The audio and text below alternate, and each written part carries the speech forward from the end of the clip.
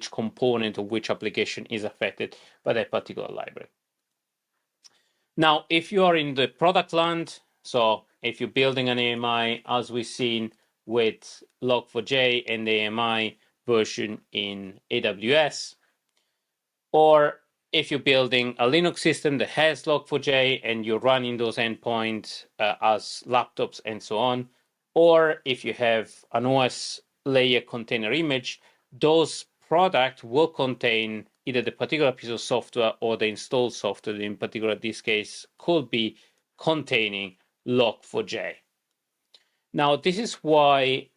addressing vulnerability or trying to patch vulnerability or scan vulnerability in a running container, it's important to know that those containers are running, or a VM is running, or an OS is running. But we can't fix that into the running product. We need to know what is the root cause of the problem. That is either the image where those systems get built,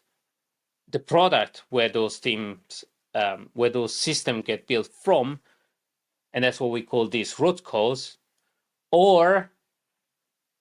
the software library where this particular problem manifests. So if a particular software has a particular library that will cause us an effect. Alternatively, if we have a particular piece of software that we build, and again, we need to determine if the container has the problem at the OS layer, or is the software that we build inside the container that has this problem. Now, to wrap up and to conclude, the scenario is complex. So traditionally, we tend to scan at runtime with a pen test or with a CSPM if you're running in the cloud, or an application security scanner or application security testing software that scans your system here or your system here. The value of a solution like Phoenix that is unifying ASPM plus CNAPP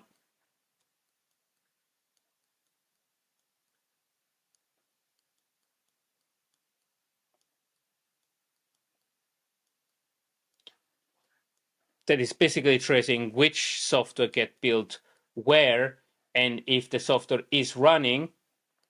or your endpoint is running, or if it contains a software, and running a campaign or running a remediation is important, because enable your team and engineering team to focus on the real problem and where it comes from, not where it manifests. And to do so, it's important to look at the vector analysis of the vulnerability and looking at the major classes of vulnerability and where those vulnerabilities come from. So not looking at the individual vulnerability, but looking at the classes of vulnerability and what is the root cause analysis of the vulnerability to really focus on the source of the problem that is causing the whole issue. So I hope this was informational. You have as well on the website additional information on